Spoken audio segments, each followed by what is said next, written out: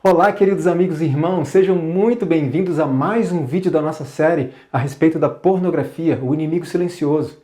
Se você ainda não assistiu aos vídeos anteriores, clica no link que está aqui na descrição e assista antes de continuar esse, tá bom? É muito importante que a série seja vista na sequência.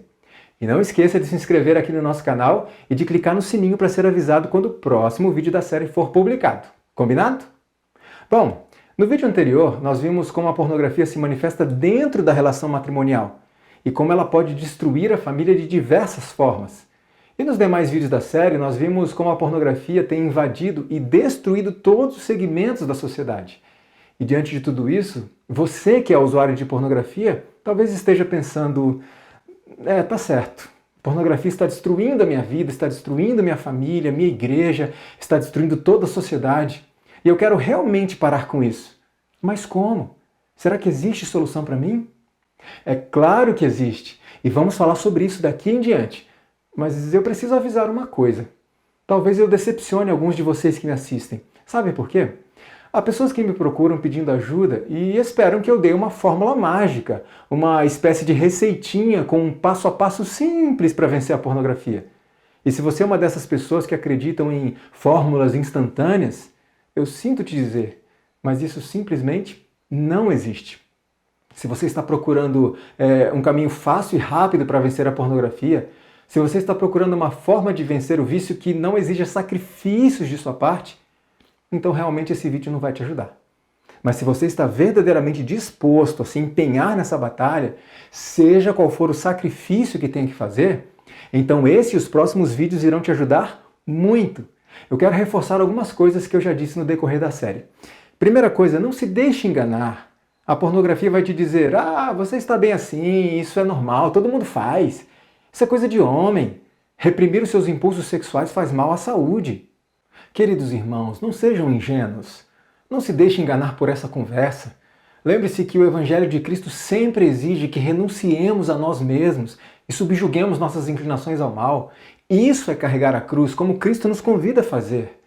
Pornografia não é coisa de homem, não é coisa de mulher, não é coisa de ser humano racional, criado à imagem de Deus para ser livre. Pornografia é coisa de menino inconstante, é coisa de escravo. É hora de se levantar e começar a lutar. Eu sei que a luta será intensa, mas agora chega de se colocar como vítima, chega de agir como coitadinho. Está na hora de chamar a responsabilidade para si e enfrentar essa situação de frente. Está na hora de se levantar e dizer, eu vou lutar contra essa maldição e pelo poder de Deus eu vou vencer esse vício. Me perdoe se eu estiver sendo um pouco duro, mas eu não posso te tratar como um coitadinho. Não posso estimular nenhuma espécie de vitimismo, senão eu vou fazer você se sentir cada vez mais coitadinho. Isso não vai resolver nada, você não vai sair do lugar. Ao contrário, vai se afundar cada vez mais. Irmãos, estamos numa guerra e coitadinhos não vencem guerras. Enquanto você se colocar nessa posição, vai continuar sendo exatamente isso, um coitadinho. Você nunca se tornará um lutador, muito menos um vencedor.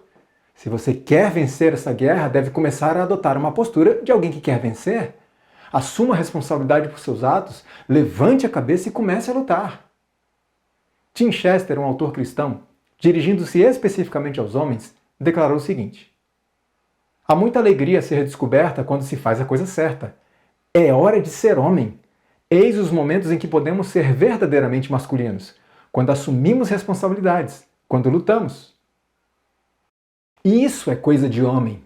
Não é ficar prostrado, sentindo pena de si mesmo, mas se levantar, assumir a responsabilidade e começar a lutar. O apóstolo Paulo faz um veemente apelo a todos aqueles que vivem nesta sociedade corrompida de hoje. Veja qual é. Não vos conformeis com este mundo. Muitos hoje estão dizendo assim, é assim mesmo, né? Somos pecadores, não tem jeito. Eu nunca vou vencer isso. Deus entende. Cuidado com esse tipo de conformismo. O apelo de Paulo a nós é, não se conforme. Não considere sua situação como sendo normal e aceitável. E também não considere como sendo um caso sem solução. Chega de dar desculpas, é hora de agir. Muitos estão se levantando e decidindo lutar. Junte-se a essas pessoas. Não se conforme com sua condição. Você precisa acreditar que é possível vencer. Afinal, se você duvidar disso, não terá razões para lutar, concorda? Por que entrar numa batalha se a vitória é impossível? E é aí que muitos desistem. Mas não você, você não vai desistir. Pois assim como eu, você acredita que Deus tem poder para fazer qualquer coisa, até o que é impossível a nós. Deus pode sim transformar um viciado em pornografia numa pessoa de ações e pensamentos puros novamente. Mas tenha consciência de que você vai precisar tomar decisões radicais na sua vida. Tenha consciência de que você vai precisar fazer sacrifícios e perseverar num esforço talvez extremo. Tenha consciência de que não existem fórmulas mágicas, nem vitória instantânea. Será uma verdadeira guerra. E aí, está pronto para começar? Em primeiro lugar, nós precisamos estabelecer o alicerce que nos dará sustentação nesse caminho rumo à vitória e à liberdade. E qual é o único alicerce 100% seguro? Cristo. Qualquer estratégia que possamos seguir necessariamente vai fracassar se a comunhão com Cristo não for a base de tudo. Por isso, a primeira pergunta que preciso te fazer é: como está a sua comunhão diária com Cristo? Você tem passado tempo diariamente em estudo das Escrituras e em oração particular? Alguns podem estar pensando assim: estudo da Bíblia e oração, de novo essa história, não aguento mais ouvir esse clichê adventista, Bíblia e oração, comunhão com Deus, Bíblia e oração, comunhão com Deus. Não, amigo, não é um clichê, é na verdade a única solução. Infelizmente, muitos têm considerado de forma leviana aquilo que é a base de qualquer experiência de vitória sobre o pecado. Não é por acaso que Jesus disse o seguinte: sem mim, nada podeis fazer. O que a palavra nada significa para você? Nada é nada.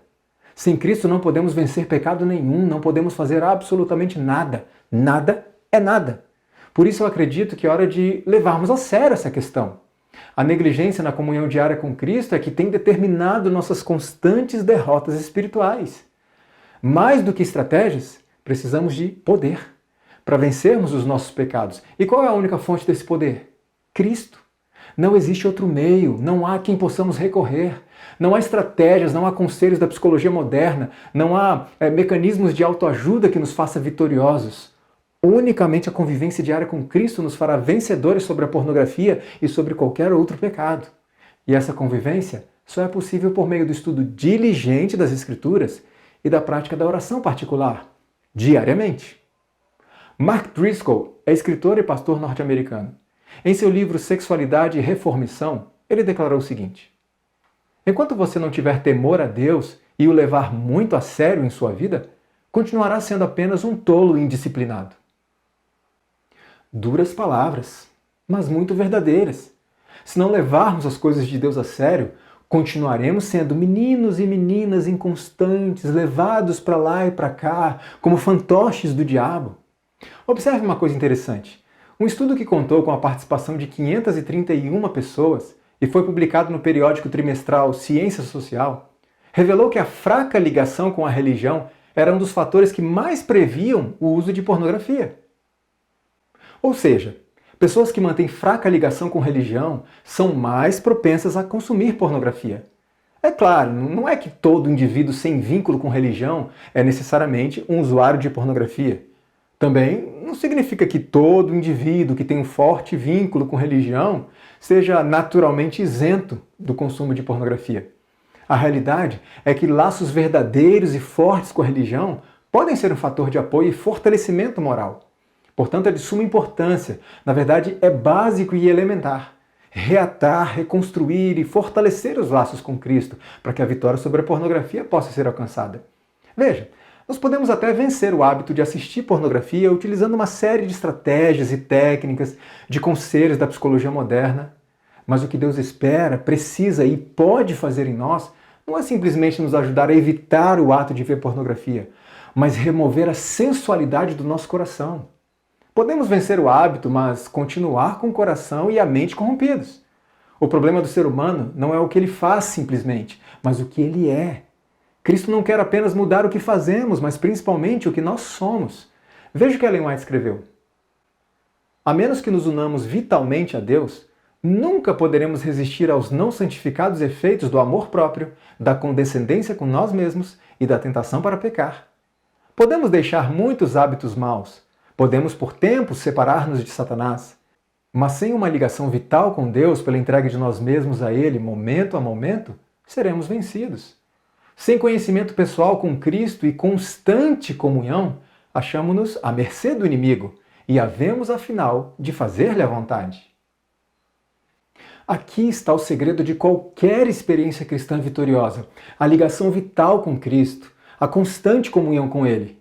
Algumas pessoas acabam desenvolvendo uma certa barreira em relação a isso, um verdadeiro receio de colocar isso em prática.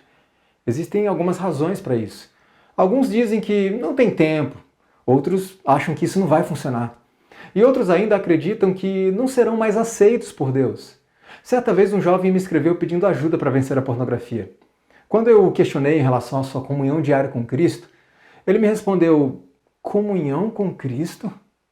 Leandro, olha o meu estado. Estou sujo, imundo, totalmente podre por dentro. Como é que eu posso me aproximar de Cristo dessa forma?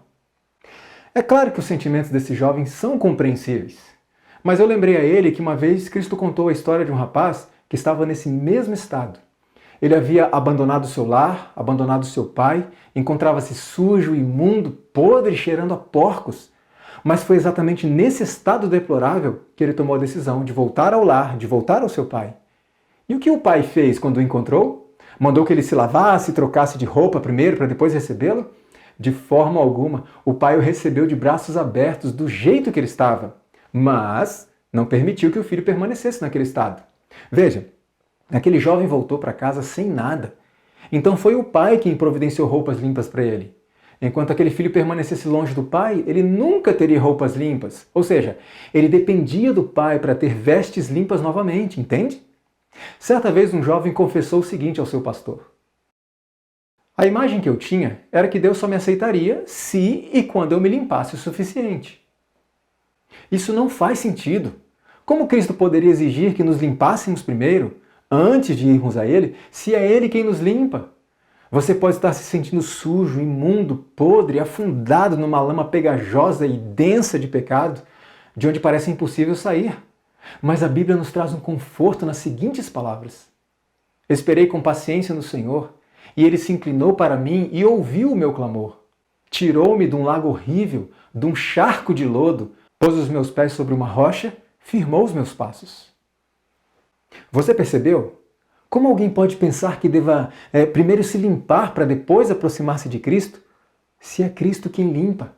Como pode alguém pensar que deva sair do lamaçal primeiro para depois ir a Cristo, se é Cristo quem o tira do lamaçal?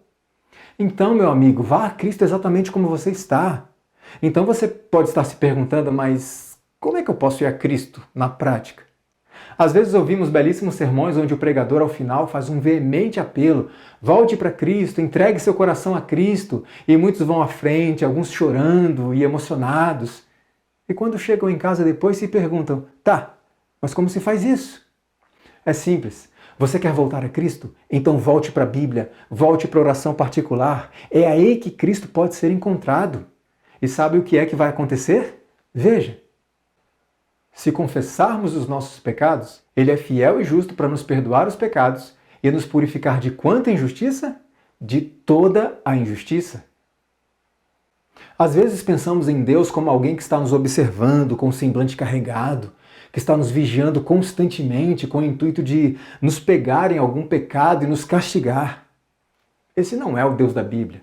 O que as Escrituras revelam é que nada pode nos separar do amor de Deus. Nada. Ou seja, não existe pecado capaz de diminuir o amor de Deus por nós. Eu pergunto para você que me assiste e que é pai ou é mãe. Imagine que seu filho foi embora de casa, passou a usar drogas, entrou para a vida do crime. Como você se sentiria? Você olharia para ele e diria: ah, peguei você no erro. Ou então diria: eu não quero mais saber de você. É isso que você faria? Claro que não. Você deixaria de amar seu filho? Claro que não. É justamente o amor que você tem por ele que faria com que seu coração experimentasse uma profunda tristeza e um desejo intenso de ter seu filho de volta e, principalmente, liberto da vida de vícios e crimes. Por mais que os nossos pecados entristeçam a Deus, por mais que nossos pecados nos afastem dele, Ele continua nos amando. E como o pai do filho pródigo, continua ansioso por nosso retorno, pois o que ele mais quer é não apenas nos receber de volta, mas também nos limpar da nossa sujeira, da nossa imundícia, limpar a podridão que existe em nós, em nosso coração, em nossa mente, e nos vestir com as vestes brancas da sua perfeita justiça. O profundo senso de sua própria condição levou o filho pródigo a desejar novamente a casa do Pai. Reconhecer a própria condição e desejar voltar a Deus é muito importante, mas não resolve nada se ficarmos apenas na vontade. É preciso agir, é preciso se levantar e caminhar de volta. E nesse processo é preciso estar disposto a qualquer sacrifício, a abandonar o que for preciso para tomar o caminho de volta para casa. Esse é o ponto que diferencia os vencedores dos derrotados. Mas será que voltar a Deus é uma boa ideia? Certa vez um jovem escreveu o seguinte a um pastor: não quero que Jesus quebre o ciclo da pornografia, porque temo que Jesus seja um substituto ruim. Você percebeu o que estava acontecendo com esse jovem? Há pessoas que decidem não se aproximar de Cristo, não porque se sintam indignos disso, mas porque não querem que Cristo remova de suas vidas aquilo que tanto gostam. E sabe por que esse jovem temia que Cristo fosse um substituto ruim para a pornografia? É óbvio, porque ele não conhecia a Cristo.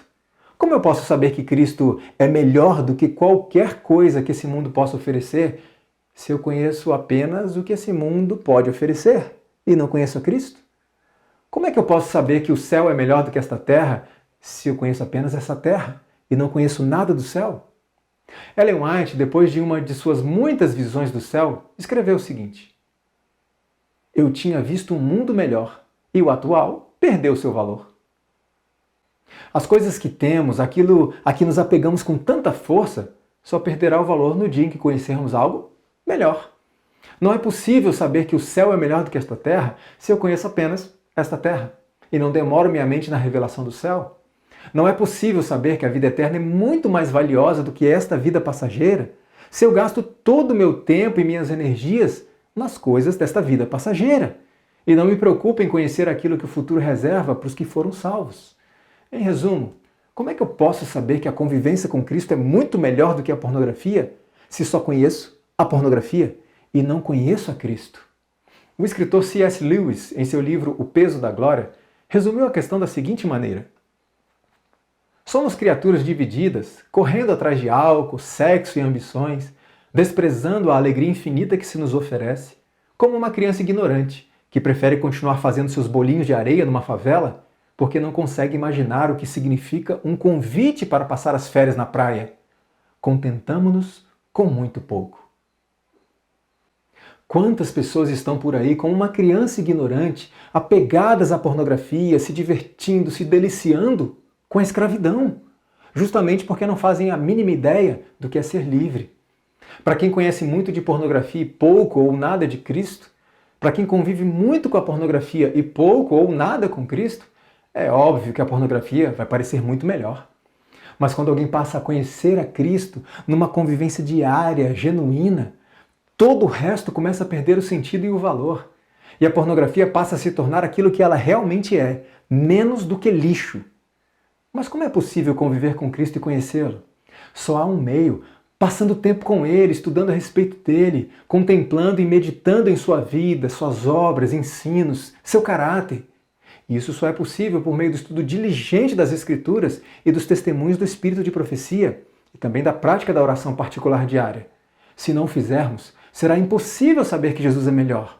Então ficaremos como esse rapaz que citei anteriormente, com medo de perder o brinquedinho da pornografia, receosos de que Jesus não satisfaça.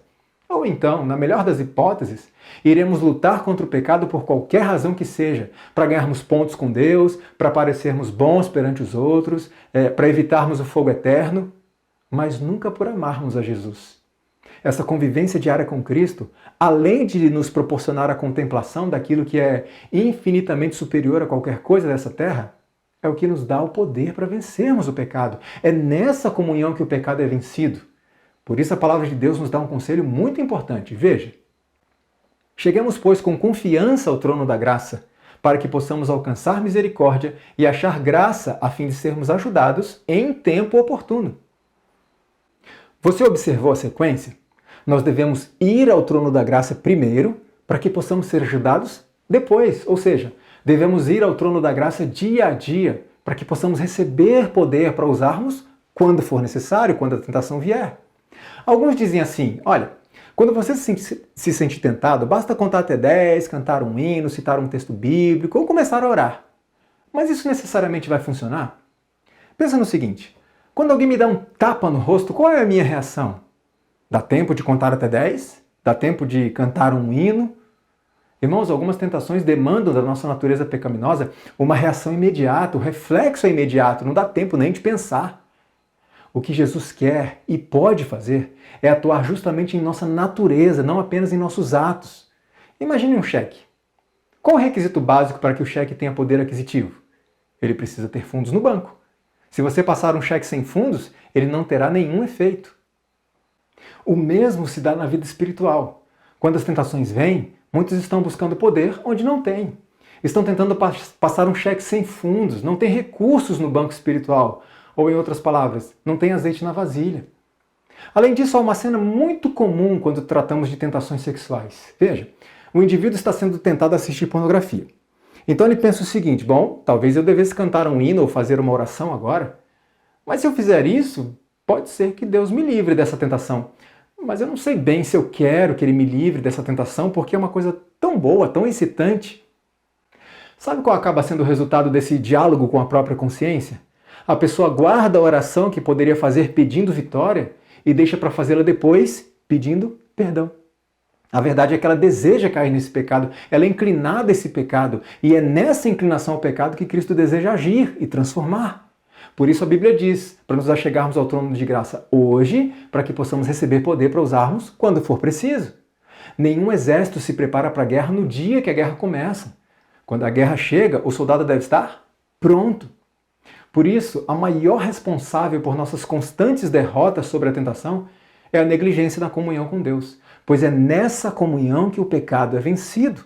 Uma contínua convivência com Cristo, um diário e contínuo receber do azeite do Espírito Santo. Isso vai gradativamente subjugando a nossa natureza pecaminosa. E além do estudo diligente e diário das Escrituras, outra ferramenta que nos permite receber o poder que precisamos para vencer, e eu quero reforçar esse ponto, é a oração. Ela é uma fonte inesgotável de poder e posso dizer que é a ferramenta mais subestimada pelos cristãos de hoje. Por isso eu pergunto, quanto tempo diariamente você e eu temos passado em oração? Ellen White declarou o seguinte: ninguém sem oração se encontra livre de perigo durante um dia ou uma hora que seja. Ninguém. Você percebeu a importância disso? Sem uma vida de oração, você não vencerá a pornografia. Repito, sem uma vida de oração, você não vencerá a pornografia. Sem oração, todos estamos desprotegidos diante das tentações de Satanás, totalmente vulneráveis. Por isso eu creio que está na hora de levarmos a comunhão com Deus a sério, como sendo a parte mais importante das nossas vidas, a parte mais importante para quem deseja a vitória, em vez de considerarmos isso como um clichê de crente. Você pode estar pensando, mas Leandro, eu tenho levado essa questão muito a sério, eu tenho estudado a Bíblia, orado todos os dias, minha comunhão com Deus está ótima, mas mesmo assim eu não vejo nenhum progresso na minha luta contra a pornografia.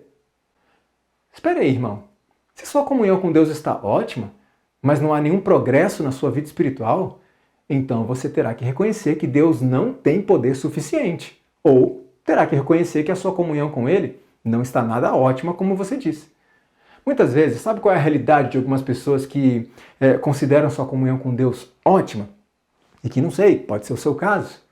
Eles dão uma olhada na lição da escola sabatina de manhã, leem um salmo, fazem ali uma rápida oração e saem para suas atividades. E consideram essa rotina mecânica, apressada, superficial, como sendo comunhão com Deus. Alguns, claro, não têm culpa de pensar dessa forma, afinal, ouviram dos púlpitos de suas igrejas pregações assim: irmãos, não saiam de casa pela manhã sem ter um momento de comunhão com Deus. Leiam nem que seja um salmo, passem nem que sejam 5 minutinhos ali com Deus, pelo menos dá uma olhada na lição da escola sabatina. Faz uma oraçãozinha ali e depois vocês saem para suas atividades. Pelo menos vocês tiveram sua comunhão com Deus. Tiveram? 5 minutinhos? Você chama isso de comunhão? Você chama isso de relacionamento? Existe um ditado muito popular no meio cristão hoje que diz assim: muita oração, muito poder. Pouca oração, pouco poder. Nenhuma oração, nenhum poder. Vamos corrigir isso? Muita oração, muito poder. Pouca oração, nenhum poder. Essa história de pouca oração, pouco poder tem feito com que muitos se sintam satisfeitos com o mínimo. Mesmo que eu receba só um pouquinho do poder vindo de Deus, já é bastante, né? E se contentam com os famosos 5 minutinhos. Irmãos, ou você é uma pessoa de oração, ou você não é. Não existe cristão que ora pouco. Nosso Deus não é Deus de pouco poder. Observe a vida de Cristo, o único ser humano perfeito que já pisou nessa terra. Qualquer um diria, Cristo é poderoso demais, ele não precisa de mais do que 5 ou 10 minutinhos com Deus por dia. Mas como era mesmo sua comunhão com o Pai? Constante. Era muito comum para Jesus passar uma noite inteira examinando as Escrituras e em oração até o sol raiar. 5 minutinhos não eram suficientes para ele. Será que somos mais poderosos do que Jesus? Ele dependia de constante oração, mas nós seremos vencedores com apenas 5 minutinhos por dia? Isso faz sentido? Você pode questionar, mas Leandro, eu não tenho tempo para isso, a minha vida é muito corrida, muito sobrecarregada de atividades. Será que sua vida é mais sobrecarregada de atividades do que foi a vida de Cristo aqui nessa terra? Vamos ver. Nenhuma outra vida, quantas?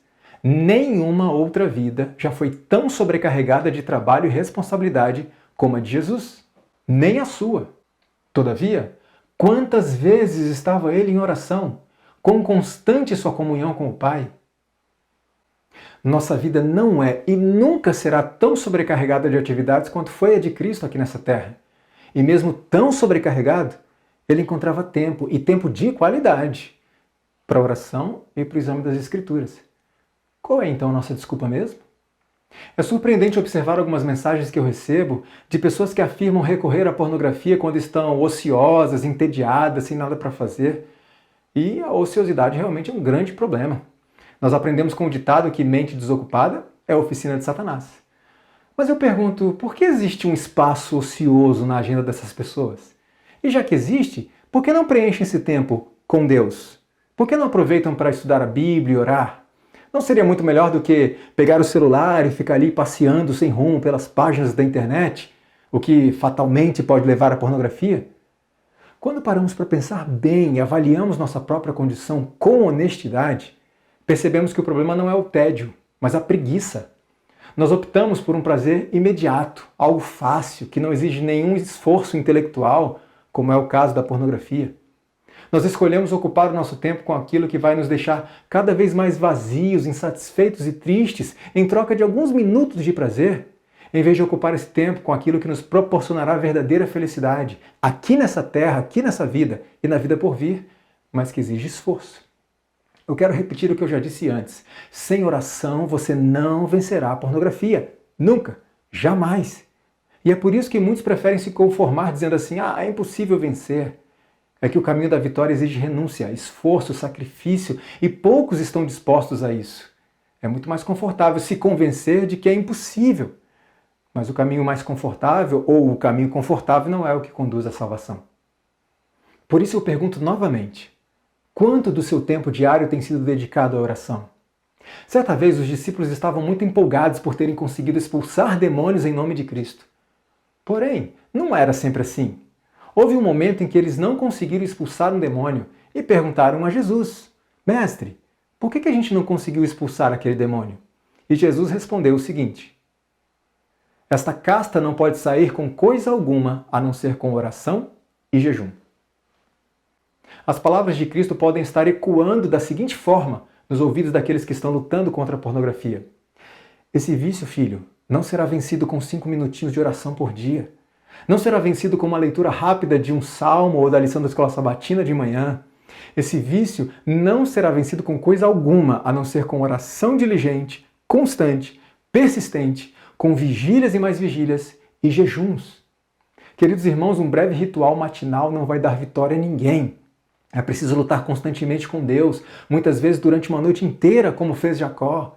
É preciso também jejuar, e lembre-se, jejum não é uma espécie de penitência para parecermos coitadinho diante de Deus e ganharmos pontos com Ele, como se Deus olhasse para nós e pensasse, tadinho do meu filho, olha como ele está sofrendo, está com fome, está abatido, vou dar o que ele quer, vou dar o que ele precisa. Não, jejum não é uma barganha com Deus. Veja o que Cristo disse a respeito disso. E quando jejuardes, não vos mostreis contristados, ou seja, não se mostre triste como sendo digno de pena, como os hipócritas, porque desfiguram seus rostos para que aos homens pareça que jejuam. Tu, porém, quando jejuares, unge a tua cabeça e lava o teu rosto, para não pareceres aos homens que jejuas, mas a teu Pai que está em secreto, e teu Pai que vem em secreto te recompensará publicamente. Ninguém precisa saber que você está jejuando. Isso é entre você e Deus. O jejum não é uma forma de conquistarmos a simpatia dos irmãos, muito menos de parecermos mais santos do que eles. O jejum, além de nos ajudar a concentrar no cérebro as energias que seriam utilizadas na digestão, também nos treina na prática do domínio próprio, do controle sobre o nosso apetite. E se nós aprendemos a controlar nosso apetite por comida, aprendemos a controlar nosso apetite por pornografia e por qualquer outra coisa. Bom, então, o estudo diligente das Escrituras diariamente e a prática da oração particular diariamente são o alicerce que vai sustentar a caminhada em direção à vitória contra a pornografia. Mas tem uma coisa muito importante que eu preciso contar para você. Estudar a Bíblia e orar não é suficiente. É isso mesmo. Estudar a Bíblia e orar não é suficiente. Parece heresia o que eu estou dizendo, mas você já vai entender. Vamos recordar um texto de Ellen White que nós lemos anteriormente nessa série? Veja. Podridão. Eis o que se encontra nos ossos e medula de muitos que são considerados bons homens, que fazem o quê? Que oram e o que mais? E choram. Ou seja, homens de oração e de clamor.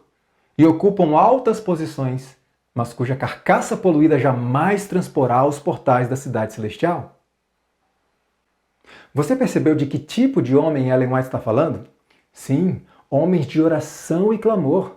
E o que suas orações têm feito por eles? Absolutamente nada. Eles continuam podres por dentro. Espera aí. Então eu posso ser um homem de oração ou uma mulher de oração e continuar podre por dentro? Com toda certeza. É o que o texto está dizendo, não é? Por isso podemos concluir sem sombra de dúvidas que orar não é suficiente. E o que mais é preciso? Se não atentarmos a esse ponto, nossas orações serão inúteis. Existem coisas no nosso dia a dia que podem simplesmente tornar sem efeito nossas orações, anular as nossas orações. E que coisas são essas? É o que nós veremos no próximo vídeo. Continue acompanhando esta série, compartilhando com seus familiares e amigos. Você pode salvar uma família, você pode salvar uma vida. Nos vemos em breve. Que o Senhor te abençoe. Amém.